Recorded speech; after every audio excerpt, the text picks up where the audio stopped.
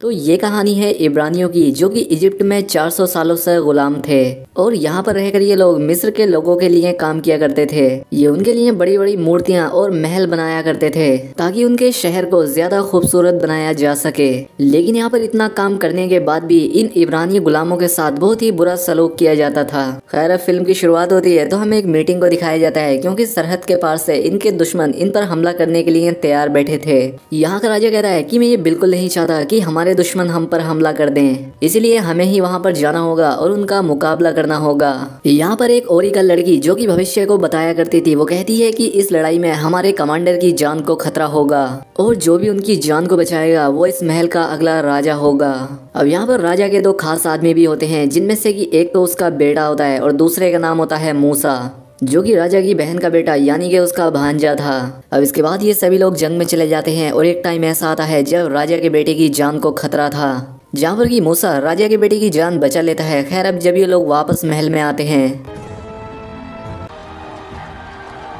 और जब राजा को ये पता चलता है कि मूसा ने उसके बेटे की जान बचाई, तो अब राजा सोच में पड़ जाता है, क्योंकि जैसा कि उस ओरिकल लड़की ने बताया था कि जो भी कमांडर की जान बचाएगा वो अगला राजा होगा।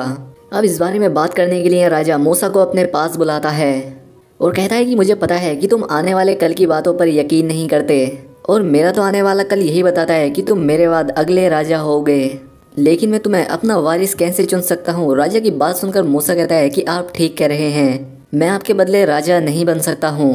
अब इसके बाद एक और मीटिंग बुलाई जाती है जिसमें बताया जाता है कि इब्रानी गुलाम ठीक से काम नहीं कर रहे हैं। अब इस बात का पता करने के लिए राजा अपने बेटे को हुक्म देता है कि जाओ और जाकर पता लगाओ कि माजरा क्या है।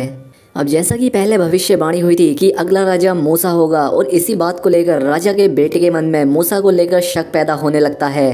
अब इसके बाद मूसा राजा के बेटे के पास आता है और उससे कहता है कि तुम गुलामों के पास मत जाओ, ये तुम्हारी शान के खिलाफ होगा, क्योंकि आखिर तुम राजा के बेटे हो। इन सभी बातों का पता मैं कर लूँगा। खैर, मूसा जब उन गुलामों के पास जाता है तो वहाँ के हालात बहुत ख़राब थे।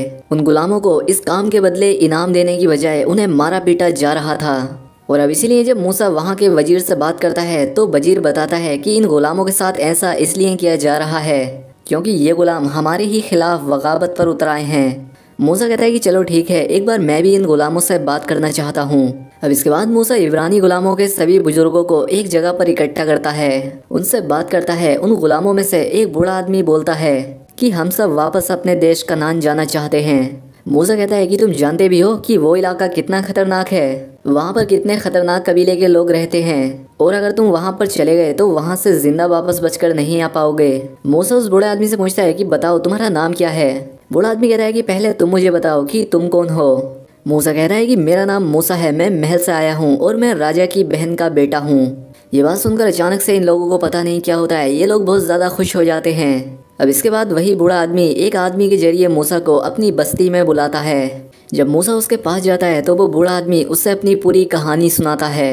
वो कहता है कि जिस साल तुम पैदा हुए थे उस साल एक भविष्यवाणी की गई थी कि हमारा मसीहा पैदा होगा जो कि हमें छुड़ा कर ले जाएगा। और उस साल जब इस बात का महल में पता चला तो महल के लोगों ने हर इब्रानी बच्चे को मरवाने का हुक्म दिया। तुम्हारे पिता तुम्हें किसी भी हालत में खोना नहीं चाहते थे, इसीलिए उन्होंने तुम्हें एक संदूक में बंद करके तुम्हें नदी में बहा दिया। और उस वक्त राजा की बहन उस नदी में नहाया करती थी, उसने तुम्हें उठा लिया, वो तुम्हें महल में ले गई और तुम्हें अपना बेटा बना लिया। और असल में तुम एक इब्रानी हो। मूसा उस बूढ़े की बात सुनकर कहता है कि हाँ, अच्छी कहानी है, लेकिन मैं तुम्हारी इस कहानी पर बिल्कुल यकीन नहीं करता। लेकिन जब वो बूढ़ा मूसा को ये कहानी सुना रहा था तो यहाँ पर दो आदमी भी ये बात सुन लेते हैं और लालच में आकर ये सारी बातें महल में जाकर वहाँ के वजीर को बता देते हैं। अब इसी दौरान राजा की हालत भी बिगड़ने लगी थी और जल्द ही राजा की जान चली जाती है। और अब नया राजा उसके बेटे को बना दिया गया था, जो कि मूसा से बहुत नफरत किया करता था। वो बहुत ही बेरहम और जालिम इंसान था। वजीर वो सारी बातें आकर राजा के बेटे को बताता है। ये बात सुनकर राजा का बेटा बहुत ज़्यादा हैरान हो जाता है और अब वो मूसा से और भी नफरत करने लगा था, और इसीलिए इस चीज़ का बहाना बनाकर उसने मूसा को महल से भी निकाल दिया था। मूसा यहाँ से जाने से पहले अपनी असली माँ से भी मिलता है, जो कि उसे सारी सच्चाई बता देती है। और इसके बाद मूसा आगे अपने सफ़र पर निकल जाता है। वो ऐसी जगह पर चला जाता है जहाँ पर इंसान का नामो निशान भी नहीं था। खैर, अब जैसे तैसे करके मूसा एक कबीले तक पहुँच जाता है, जहाँ पर वो देखता है कि यहाँ पर कुछ लड़कियाँ हैं जो कि कुएं से पानी भर रही थीं और तभी यहाँ पर कुछ आदमी बकरियों के झुंड को लेकर आते हैं और वो यहाँ आकर उन लड़कियों को वहाँ से हटा देते हैं।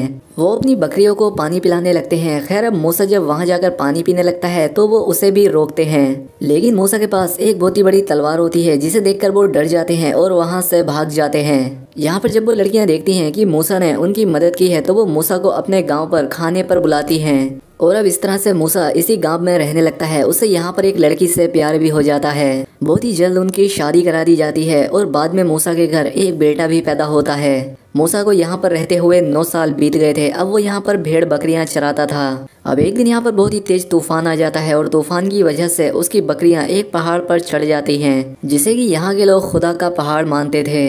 जब मूसा अपनी बकरियों को लेने के लिए ऊपर चढ़ता है तो बहुत सारे पत्थर और मिट्टी नीचे गिर रहे थे, जिस वजह से वो इस मिट्टी में दब जाता है। सिर्फ उसका मुंह ही बाहर होता है। उसके पास एक बच्चा आता है जो कि उससे कहता है कि तुम यहाँ पर आकर अपने पुराने लोगों को भूल गए। उन्हें यकीन है कि एक दिन उनका मसीहा उन्हें आज़ाद कराने के लिए वापस आएगा। ये बातें सुनकर वो फिर से बेहोश हो जाता है और जब उसे होश आता है तो वो अपने घर होता है। वो यहाँ पर अपनी वाइफ को उस बच्चे के बारे में बताता है। वो कहता है कि शायद गॉड मुझे इशारा दे रहे हैं कि जाकर मैं अपने लोगों की जान बचाऊं। मूसा को एक बार फिर से ये सभी बातें सुनाई देती हैं, इसलिए वो ये फैसला कर लेता है कि वो दोबारा से मिस्र जरूर जाएगा। मिस्र पहुंचकर ये सबसे पहले उसी बूढ़े आदमी के पास जाता है जिसने इसे सारी सच्चाई बताई थी। वो कहता है कि तुम्हारे जाने के बाद हमारे साथ और भी बुरा सलूक होने लगा है। अब रात को मूसा चुपके से महल के अस्तबल में जाता है जहाँ पर कि यहाँ का नया राजा यानी कि राजा का बेटा भी था। मूसा चुपके से पीछे से उसकी गर्दन पर तलवार रख देता है। जब राजा का बेटा देखता है कि ये तो मूसा है तो वो कहता है कि तुम्हें जिंदा देखकर खुशी हुई मेरे भाई। तो मूसा कहता है कि हाँ, तुम तो यही चाहते थे कि मैं मर जाऊं, पर देखो मैं जिंदा हूँ और मैं यहाँ पर इब्रानी गुलामों का हाल देखकर आया हूँ। तुम उनके साथ बहुत ही बुरा सलूक करते हो और अगर वो तुम्हारे लिए काम करते हैं तो तुम्हें उनकी मेहनत का उन्हें फल देना चाहिए, ना कि उन्हें मारना चाहिए। और ये बात कहकर मूसा यहाँ से जाने लगता है। राजा कहता है कि उन लोगों की बातों में मत आओ, जिस पर मूसा कहता है कि मैं उन लोगों की बातों में नहीं आ रहा, बल्कि मुझे तो खुद गॉड से इशारा मिला है कि मैं उनकी मदद करूं। ये कहकर मूसा वहां से चला जाता है। अब इसके बाद महल में एक मीटिंग बुलाई जाती है जिसमें राजा कहता है कि मेरे पास मूसा आया था जिसने मेरी गर्दन पर तलवार रखकर उन गुलामों को आजाद करने की बात कही है, तो अब उसे जिंदा रहने का कोई हक नहीं है। वो जहाँ पर भी नजर आए उसे मार दो। अब उन इब्रानी गुलामियों से पूछा जाने लगता है कि बताओ मूसा कहाँ है, लेकिन जो इब्रानी उसका साथ दे रहे थे वो बताने के लिए तैयार नहीं थे कि मूसा कहाँ है। इसीलिए राजा के सिपाही उन्हें जिंदा लटकाकर सजा दे रहे थे। ये उन गुलामों को मूसा के बारे में ना बताने की एक सजा थी। दूसरी तरफ हमें मूसा को दिखाया जाता है जो कि गुलामों के साथ मिलकर अपनी एक आर्मी तैयार कर रहा था, जिसमें वो उन्हें घुड़सवारी, तीरंदाजी और तलवार चलाना सिखाता है ताकि ये सभी मिलकर अपनी आज़ादी के लिए लड़ सकें। और अब बहुत ही जल्द मूसा की टीम तैयार हो जाती है। सबसे पहले ये लोग प्लान बनाते हैं कि ये लोग मिस्र के रहने वाले लोगों को तंग करेंगे ताकि वो अपने राजा से इन्हें आज़ाद कराने की मांग करें। इसलिए वो उनके घरों में आग लगा देते हैं और उनकी नावों को भी जला देते हैं। अब एक दिन मूसा को फिर से वही बच्चा दिखाई देता है जो कि उससे कहता है कि जो जंग तुम लड़ रहे हो उसे जीतने में सदियां लग जाएंगी और इस तरह से तुम कभी भी नहीं जीत पाओगे। मूसा उस बच्चे से पूछता है कि तो फिर मुझे क्या करना चाहिए, जिस पर वो बच्चा कहता है कि देखते जाओ आगे क्या होता है। यहीं पर खड़ा एक आदमी मूसा को देख रहा था कि आखिर ये किससे बात कर रहा है, लेकिन उस आदमी को वो बच्चा नजर नहीं आता, यानी कि उस बच्चे की शक्ल में गॉड मूसा से बात करते थे। अब अगले ही दिन मिस्र की नदी में बड़े बड़े मगरमच्छ आ जाते हैं जो कि लोगों को मारने लगते हैं। यहाँ तक कि समंदर में एक भी मछली नहीं बची थी। नावों में बैठे सभी लोगों को खत्म कर दिया जाता है। पानी की बजाय नदियों में खून बहने लगता है, जिस वजह से इनकी फसलों को भी पानी मिलना बंद हो जाता है और सारी फसलें बर्बाद हो जाती हैं। फिर इन पर मेंढकों का हमला होता है। बहुत सारे मेंढक मिस्र में आ जाते हैं और जब ये मेंढक मर जाते हैं तो इन मेंढक पर बहुत सारी मक्खियाँ आ जाती हैं। वो मक्खियाँ तादाद में इतनी ज्यादा थी कि ये लोग सही से खाना भी नहीं खा पा रहे थे। फिर इसके बाद ओट की बीमारी फैल जाती है, जिससे ना तो राजा बचता है और ना उसकी रानी। इस सब के बाद भी राजा बाज नहीं आ रहा था। अब एक दिन मूसा एक घोड़े पर लिखकर भेजता है कि तुम्हें गुलामों को आज़ाद करना होगा, वरना इसके बाद और भी आफतें तुम पर आएंगी जो कि गॉड की तरफ से आएंगी। लेकिन राजा अभी भी मानने को तैयार नहीं था। अब वो गुलामों पर और भी जुल्म करने लगता है और जब गॉड ये देखते हैं तो मिस्र में पत्थरों की बारिश होने लगती है। सभी भेड़ बकरियों की जान चली जाती है और आखिरी हमला टिड्डियों का होता है, जिससे कि वहाँ की सारी फसलें बर्बाद हो जाती हैं। अब राजा भी इन सभी परेशानियों से तंग आ गया था, इसलिए वो अपने गॉड से प्रे करने के लिए जाता है ताकि सारी मुसीबतें टल जाएं। उसे महसूस होता है कि यहाँ पर मूसा है। वो कहता है कि मूसा तुम यहीं पर हो। अब राजा को गुस्सा आ जाता है, जिस पर वो कहता है कि हाँ, पहले मैं समझता था कि यह सब गॉड की तरफ से है, लेकिन मैं समझ गया हूँ कि ये सब तुम कर रहे हो मूसा, ना कि खुदा।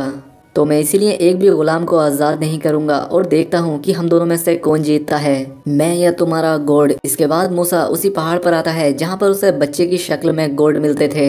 मूसा कहता है कि अभी भी उसने हमारी बात को नहीं माना, जिस पर वो बच्चा कहता है कि 400 साल की गुलामियों के बाद राजा को सभी इब्रानियों को आज़ाद करना ही होगा, वरना उसे जाकर कह दो कि कल सुबह होते ही मिस्र के सारे बच्चे मर जाएंगे। और हाँ, हमारे लोगों से कहना कि वो अपने दरवाज़ों के आगे भेड़ का खून लगा लें। और इसके बाद रात दिन में बदल जाती है। खैर, अब इसके बाद मूसा राजा के पास आता है और आकर राजा से कहता है कि कल रात से पहले पहले तुम्हें सभी गुलामों को आज़ाद करना होगा, वरना सुबह होते ही मिस्र के सारे बच्चे खत्म हो जाएंगे। जब रात होती है तो एक काली परछाई मिस्र को अपनी लपेट में ले लेती है, जिससे वहाँ के सारे बच्चे मर जाते हैं। सुबह होने पर राजा अपने बेटे की लाश को मूसा के पास लाता है।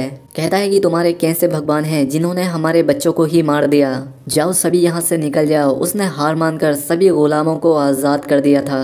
मूसा उन सभी गुलामों को लेकर उनके देश की तरफ रवाना होता है, लेकिन महल में जाने के बाद राजा को एहसास होता है कि उसे इन लोगों को इस तरह से नहीं छोड़ना चाहिए था, और इसीलिए वो अपने साथ 4000 सिपाहियों को लेकर मूसा का पीछा करता है। हालांकि मूसा उससे 4 दिन की दूरी पर आ गया था। दूसरी तरफ मूसा को भी ये बात पता लग गई थी कि उनके पीछे मिस्र का राजा आ रहा है, इसलिए वो अपने लोगों को पहाड़ के रास्ते से होकर जाने के लिए कहता है, क्योंकि वो जानता था कि राजा के घोड़े इस पहाड़ पर नहीं चढ़ सकते।